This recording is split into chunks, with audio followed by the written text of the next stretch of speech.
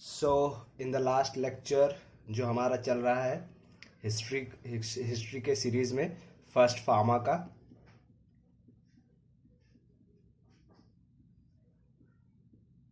इसमें हमने बहुत ही इम्पोर्टेंट टॉपिक था एक जो रिवर वैली सिविलाइजेशन को उसको कवर कर लिया है। आई होप कि आप सबने वो वीडियो देख लिया रहेगा। किसका? रिवर वैली सिविलाइजेशन,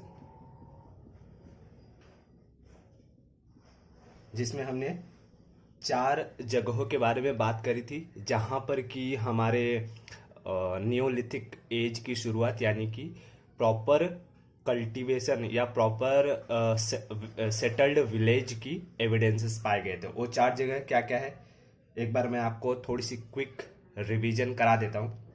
वो 4 जगह जो थी, जैसे कि पहले मेसोपोटामिया का रीजन था,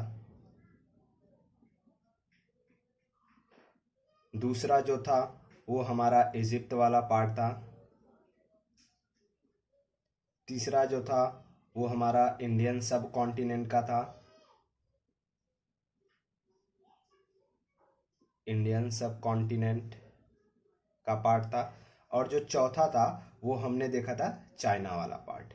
ठीक है, वर्ल्ड मैप के जरिए मैंने आपको इन सारी लोकेशन को बहुत ही प्रॉपरली दिखाया था कि कहाँ कहाँ पर वेल सेटल्ड विलेजेस के जो एविडेंसेस है वो पाए गए हैं। आई होप वो लेक्चर आपने प्रॉपरली देखा होगा और आपको समझ में आया होगा। तो अपनी किताबें लेकर के बैठ जाइए। आज हम बहुत ही इम्पोर्टेंट टॉपिक, बहुत इम्पोर्टेंट तो नहीं बट फिर भी जो भी हमारे बुक में आगे दिया हुआ टॉपिक है हम उसका डिस्कशन कर देंगे। ठीक है, तो वो हमारा जो नेक्स्ट डिस्कशन है आपके बुक में दिया गया है 1.2। 1.2 में जो हमारा डिस्कशन होने वाला वो है बिगिनिंग ऑफ कल्टीवेशन। समझ रहे हैं? बिगिनिंग ऑफ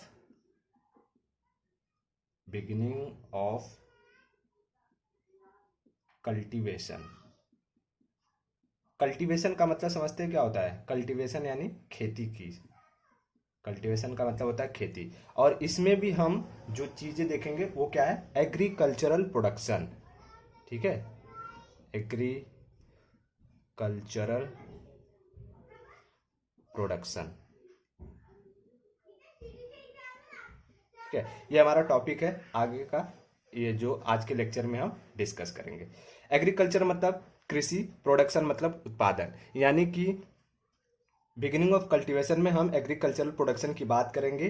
कब सबसे पहले स्टार्ट हुई कल्टीवेशन, उसके एविडेंसेस कहाँ कहाँ पर मिले, और एग्रीकल्चर प्रोडक्शन की बात उसमें कैसे की गई है।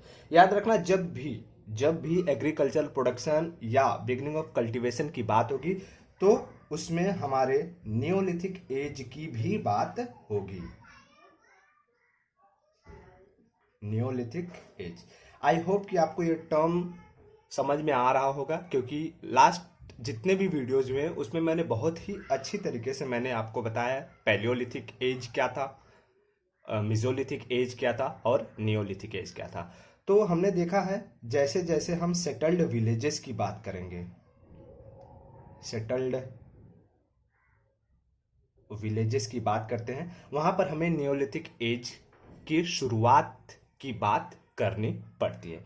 ठीक है, तो चलिए शुरू करते हैं इस चीज को। देखो, इंसान पहले क्या करता था? इंसान, मैं आपको कर देता हूं, इंसान जब वो खेती वगैरह नहीं करता था तो उससे पहले क्या था? इंसान पहले हंटर था। हंट यानी शिकार करना, और गैदरर, गैदर यानी इकट्ठा करना। तो हंटर यानी इंसान क्या करता था? शिकार करता था और इकट्ठा करता था। शिकार करके उन चीजों को इकट्ठा करके वो खाता था। अब जब वो इंसान शिकार करता था यानी हंट करता था तो उसे क्या करने की जरूरत पड़ती थी? ट्रेवलिंग।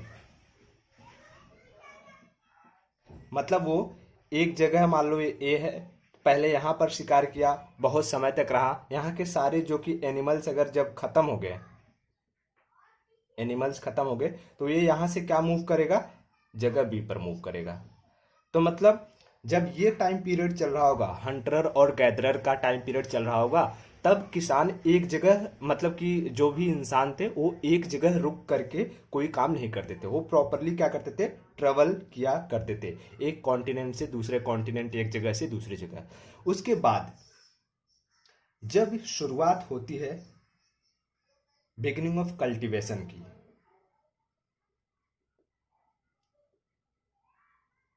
बिगिनिंग ऑफ कल्टीवेशन की, जैसा कि मैंने बताया कल्टीवेशन यानी खेती की, तो ये क्या देखा गया कि लाइक ये जो हंटरर और गैदरर का समय था, ये समय के कई हजारों साल बाद, थाउजेंड्स ऑफ ईयर्स, कई हजार साल बीते, तब जाकर के बिगिनिंग ऑफ कल्टीवेशन की शुरुआत होती है, तब एक नए एरा की शुरुआत होती है, मतलब कि जहां पर लोग खेती करना शुरू करते हैं। और इन सब में क्या होगा, इसमें बहुत सारे, बहुत मतलब टाइम पीरियड बहुत लंबा लगा भाई, कि पहले इंसान इकट्ठा करता था, मारता था, जानवरों को खाता था, अपना भोजन भरता था, फिर धीरे धीरे धीरे धीरे टाइम बढ़ता गया, कई हजार साल बीते, अब वो क्या करेगा, खेती की तरफ प्रस्थान करेगा, यानी खेती की तरफ बढ़ेगा। अब इन खेतियों में हमने ऑलरेडी पढ़ रखा है कि हमारा जो मेन क्रॉप क्या था, मेन क्रॉप था बार्ली। अब इसके अलावा अदर क्रॉप भी थे, मैंने बताया कि जितने भी हमने मेसोपोटामिया हो गया, चाहे चाइना का रीजन हो गया, चाहे इंडियन सब कॉन्टिनेंट का रीजन हो गया, इजिप्ट का रीजन हो गया, जहां पर जो एविडेंसेस मिले हैं उसमें पाया गया कि बार्ली मेन क्रॉप था, यानी कि मुख्य तौर पर बार्ली उगाया जाता था, बार्ली यानी जौ की जो हम बात करते हैं। और अदर जो क्रॉप थे, अदर क्रॉप थे, उसमें आता है हमारा इंपॉर्टेंट वीट, गेहूं, और एक और आपकी किताब में एक चीज दी हुई है, उसको बोलते हैं फ्लैक्स सीड।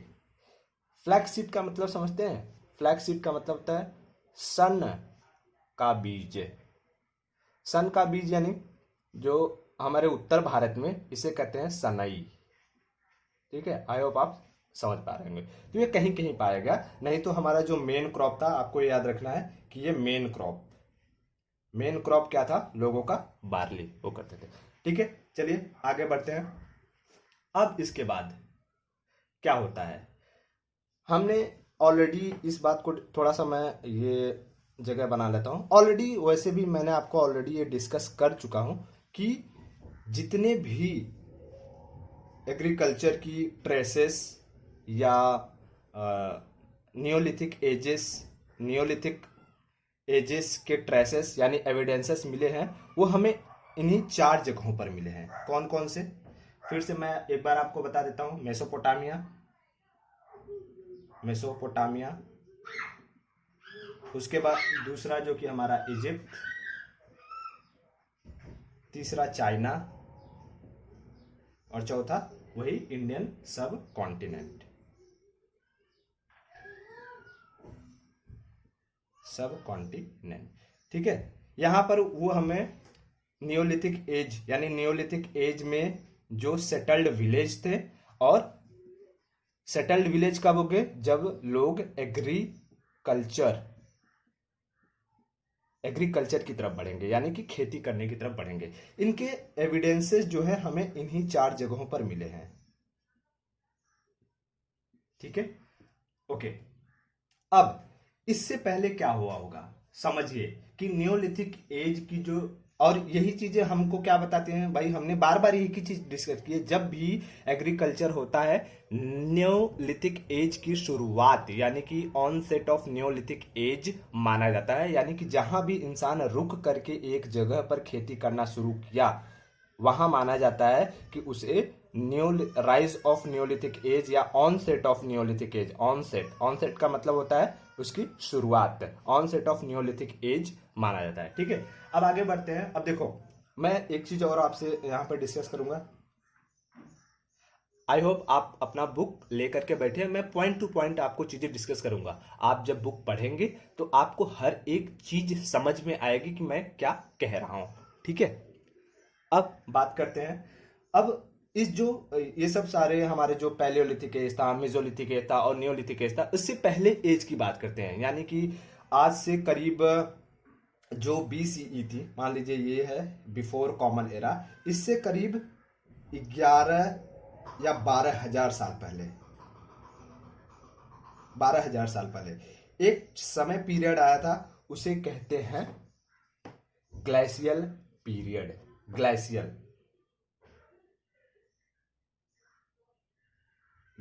पीरियड। ग्लेशियल का मतलब समझते हैं हिमयुग।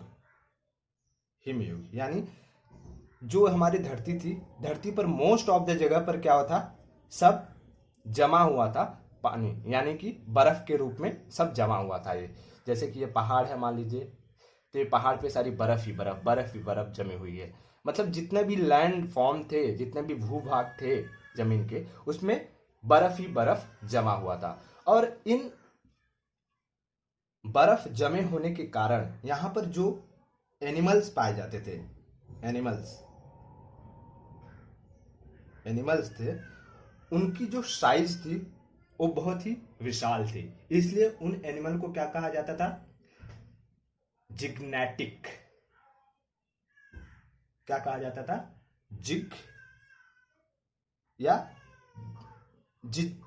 जिग्नेटिक एनिमल्स कहा जाता था। इसका मतलब होता है बहुत ही विशाल प्राणी। और इसमें एक एनिमल आपने कई बार उसका नाम सुना होगा, जिसे वो कहते हैं मैमोथ। क्या कहते हैं, मैमोथ। मैमोथ क्या था, एक स्पीसीज थी किसकी, एलिफेंट की।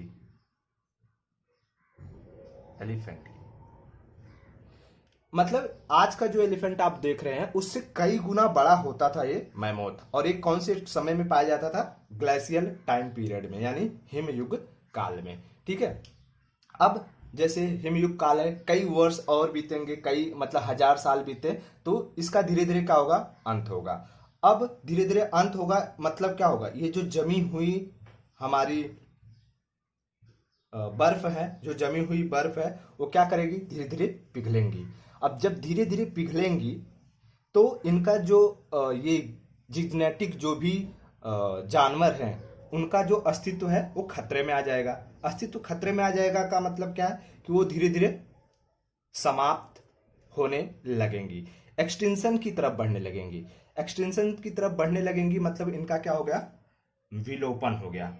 तो जैसे कि एक्सटिंक्ट हो जाएंगी ये एनिमल्स,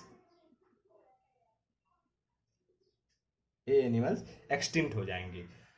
जब ये एक्सटिंक्ट हो जाएंगी मतलब इनका खात्मा हो गया। किसका, मैमोथ का खात्मा हो गया। अब जब ये मैमोथ बड़े बड़े थे तो हम क्या करते थे, मतलब कि इंसान क्या करता था, बिग साइज ऑफ रॉक का इस्तेमाल करता था, यानी बड़े साइज के पत्थरों का इस्तेमाल करता था। मान लो ये पत्थर है, नुकीला है, ये बड़े साइज का पत्थर है, ठीक है। इसको डंडे में लगा करके या कैसे भी बना करके, भाला बना करके, जिसको स्पीयर कहते हैं, बना करके इन बड़े बड़े जानवरों का शिकार करता था। अब जब ये जानवर खत्म हो जाएंगे, ये जानवर ही बड़े बड़े जानवर खत्म हो जाएंगे, तो इन बड़े जो पत्थर हैं, बड़े पत्थर वाले जो इंस्ट्रूमेंट है, इनका यूज भी बंद हो जाएगा। यानी कि क्या होगा, अब छोटे पत्थरों वाले स्मॉल साइज पत्थरों वाले इंस्ट्रूमेंट की खोज होगी, यानी एक नए समय की शुरुआत होगी। तो ये चीज कब हुआ, जो हमारा पैलियोलिथिक एज था,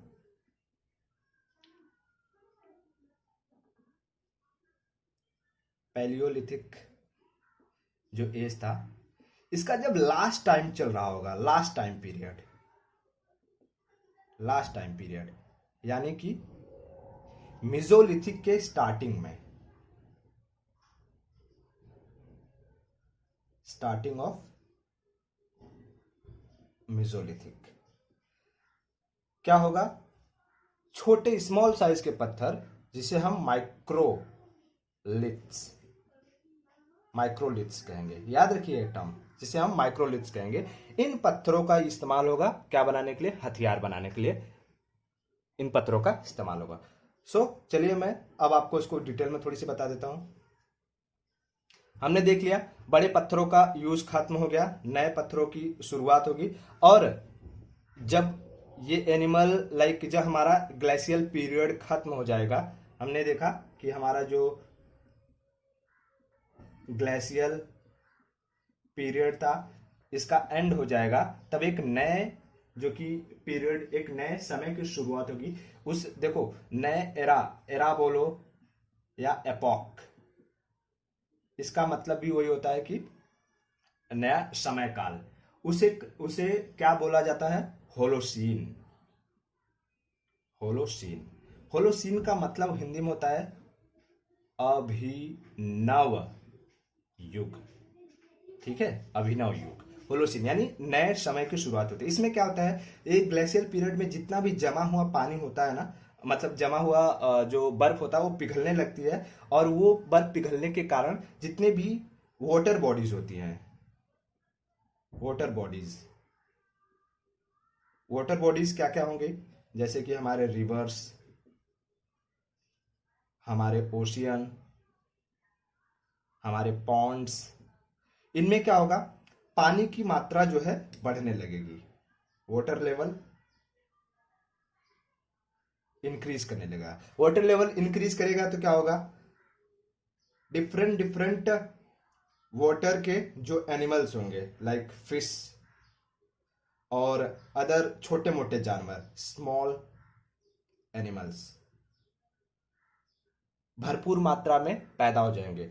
इसके साथ आपको पता है जहां भी वाटर होता है वहां पर नेचुरल क्या होते हैं, वेजिटेशन। वेजिटेशन मतलब पेड़ पौधे, पेड़ पौधे उगते हैं। इससे क्या होगा, जो लोग थे, जो इंसान थे, जो इंसान थे वहां उनके लिए भरपूर मात्रा में क्या अवेलेबल हो गया, फूड। ठीक है, आई होप कि आप क्रोनोलॉजी समझ रहे हैं, मतलब कि ये पूरा जो मैं सीरीज बता रहा हूँ आपको समझ में आ रहा है। ग्लेशियल पीरियड का खत्म होना यानी कि होलोसीन की शुरुआत, होलोसीन की शुरुआत होना मतलब कि ये जो बर्फ थी, जो आइस थी, वो पिघलने लगेगी, और पिघलने लगेगी तो पानी, वाटर बॉडीज इंक्रीज करने लगेगा रिवर, ओशियन, पॉन्ड्स वगैरह में, और धीरे धीरे क्या हो जाएंगे, स्मॉल फिशेस और एनिमल्स जो है अधिक मात्रा में अवेलेबल हो जाएंगे फूड के लिए। तब अब इन स्मॉल एनिमल्स को देखो, याद करो मैंने अभी क्या बताया था, जो स्मॉल एनिमल्स थे, स्मॉल एनिमल्स, इनको हंट करने के लिए, हंट करने के लिए इंसान क्या करेगा, स्मॉल रॉक्स का इंस्ट्रूमेंट बनाएगा, जिसे इन स्मॉल रॉक्स को क्या कहा जाने लगा, माइक्रोलिथ्स। और ये माइक्रोलिथ्स की जो साइज होती थी, कितनी होती थी, हमारे ये जो नेल्स है ना, नेल्स, नेल्स के नाखून के आकार के होते थे। ठीक है, नेल्स के इतना ही इनकी साइज होती थी। अब बताओ, इतनी छोटी छोटी साइज होती थी, मान लो ये एक हमारा कोई वुड है, लकड़ी का टुकड़ा है, इस पे मैंने इसको ऐसे लगा दिया, ये क्या हो गया, एरो का काम करेगा। अब इससे मैं क्या करूंगा, जितने भी जो जानवर होंगे, जैसे कि छोटे मोटे, जैसे डियर हो गया, शिप हो गया, ठीक है, इन सब का मैं शिकार आराम से कर सकता हूं। मछली पकड़ने के लिए वो लोग क्या करने लगेंगे, ये देखो बनाएंगे, ये हो गए, और यहां पर ऐसे लगा देंगे तुम्हारे स्फीयर की तरह। अब पानी में ले जाएंगे, इसको करके घप से मारेंगे और मछली निकाल लेंगे। तो मछली पकड़ने के लिए वगैरह इसको इस्तेमाल करने लगे, और इसको बोलना जाने लगा फिशिंग हार्पून, फिशिंग हार्पून्स इसे कहते थे। ठीक है, आई होप आपको चीजें दिखाई दे रही हैं, इसे फिशिंग हार्पून करने लगे। अब इसी तरीके से और क्या बनाने लगे, अब जो मतलब कि जो भी पानी बढ़ने की वजह से नेचुरल तुम्हारे क्रॉप्स वगैरह उगे हुए थे, उनको काटने के लिए भी कुछ चीजें यूज करने के लिए, तो उसमें दो इंस्ट्रूमेंट का नाम आता है। एक का नाम आता है शिकल, यानी जो हसिया होता है, हसिया के आकार का, मतलब कुछ समझ लो कि ऐसे बनाए गए, ठीक है, ऐसे बनाए गए हसिया के आकार का। और दूसरा आता है शीत, इसे बोलते हैं घास काटने का आला। घास काटने का आला, मतलब इसे घास वगैरह काटा जाता था। तो इन सब सारे इंस्ट्रूमेंट का वो यूज करते थे। अब देखो धीरे धीरे क्रोनोलॉजी समझो, अब इंस्ट्रूमेंट बन गए, लोग क्या करने लगे, इंस्ट्रूमेंट बन गया, लोग एक, अब उनको खाना भी अवेलेबल हो गया लोगों को, वो पानी भी अधिक मात्रा में अवेलेबल हो चुका है। अब क्या करेंगे लोग, ये चीज मतलब कि अधिक मात्रा में पानी, भरपूर पानी, एम्पल अमाउंट ऑफ पानी, वाटर,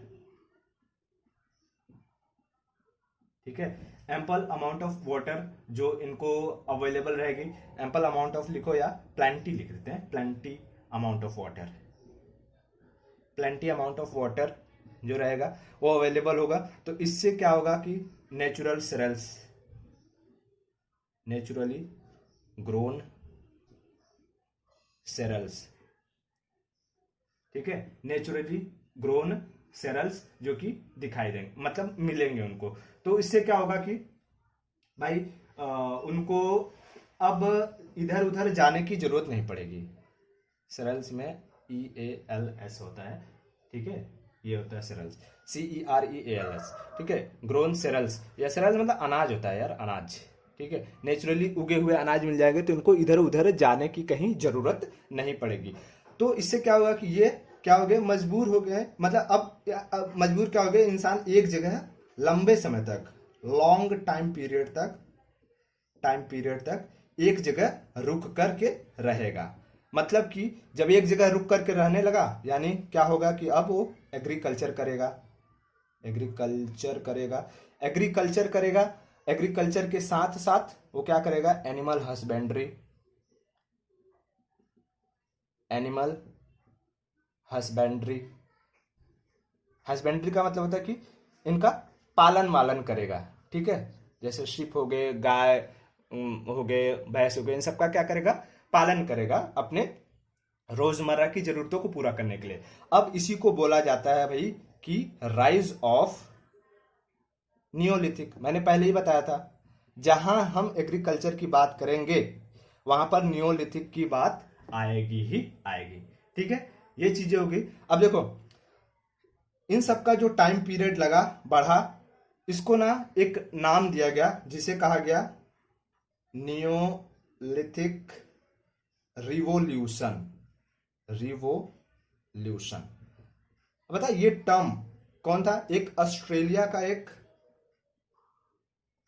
ऑस्ट्रेलियन आर्कियोलॉजिस्ट था,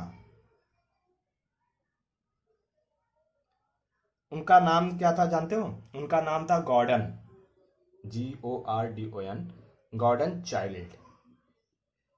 ये भाई साहब ने ये टर्म को क्वाइन किया था। क्वाइन क्या मतलब पहली बार उठाया था, जिसे बोला गया था, मतलब एविडेंसेस वगैरह देख ताक करके उसे बोला कि ये नियोलिथिक रिवॉल्यूशन की शुरुआत हुई, रिवॉल्यूशन यानी क्रांति, ठीक है, कि शुरुआत हो चुकी थी, ठीक है। आई होप आपको ये चीज समझ में आ गया होगा, बराबर।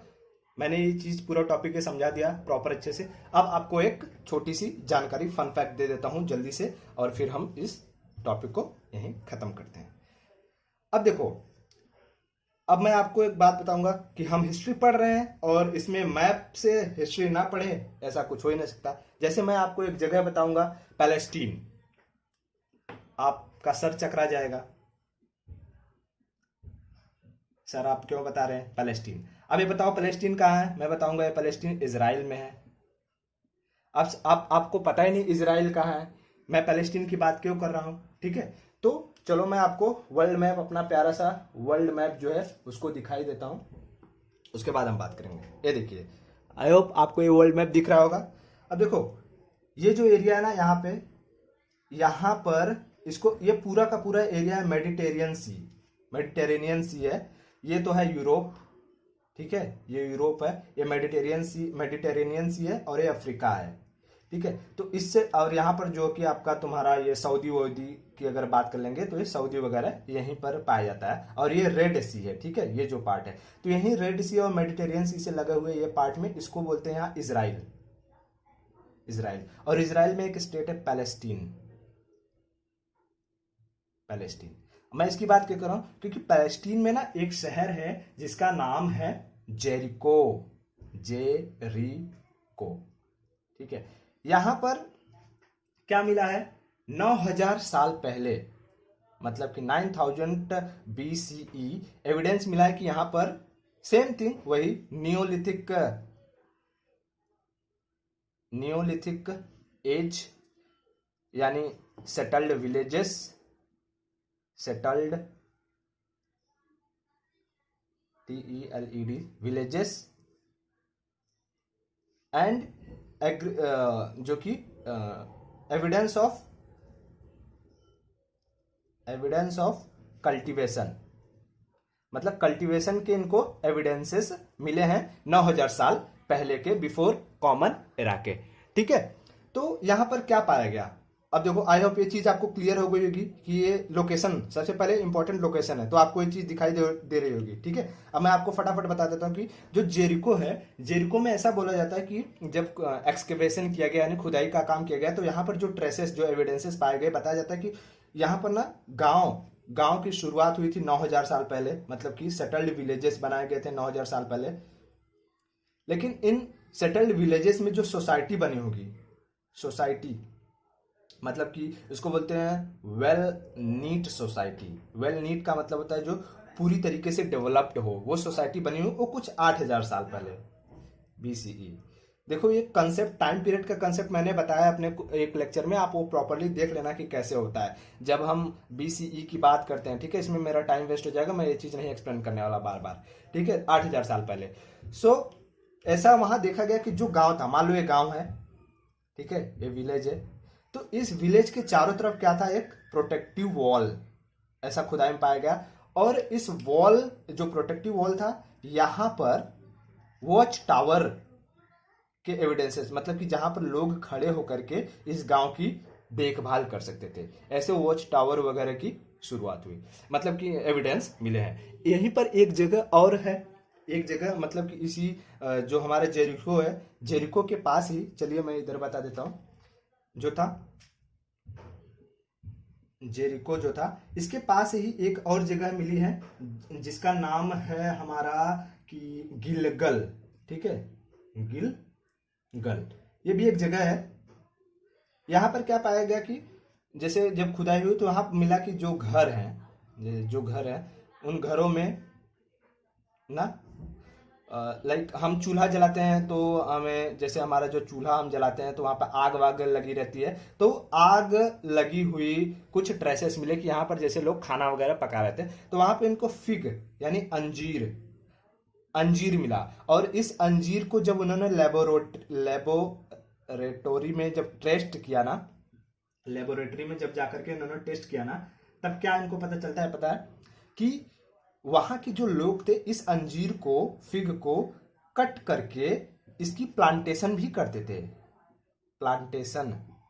जैसे हम आलू बोते हैं ना, आलू यानी पोटैटो जब हम बोते हैं तो क्या करते हैं, पहले एक रहता है उसको कट करके 4 भाग में कर देते हैं, फिर उसको जमीन के अंदर गाड़ देते हैं और वो नए पोटैटो को बनता है। तो इसी तरीके से ये लोग भी फिग को काट करके जो कि उसका प्लांटेशन करते थे। इससे क्या पता चलता है कि इस समय में 8 से 8000 साल पहले, 9000 साल पहले, या इवन ये जो चीजें मिली ना उनको, कल्टीवेशन की ट्रेसेस, वो उससे पहले भी, जब वो विलेज बना होगा ना, उससे पहले कुछ सदियां पहले उनको यहाँ पे कल्टीवेशन का एक्सपीरियंस मिला होगा, लोग कल्टीवेशन कर रहे थे और ये प्लांटेशन की शुरुआत कर चुके थे। तो इसे बोला जाता है कि ये फर्स्ट अटेम्प्ट था, first attempt of plant cultivation, first attempt of plant cultivation, ठीक है। तो ऐसा बोला जाता है। ये टॉपिक हमारा यहीं खत्म होता है। आई होप आपको ये लेक्चर समझ में आया होगा। सो नेक्स्ट लेक्चर में हम नेक्स्ट टॉपिक लेकर के आते हैं। तब तक के लिए गुड बाय, टेक केयर।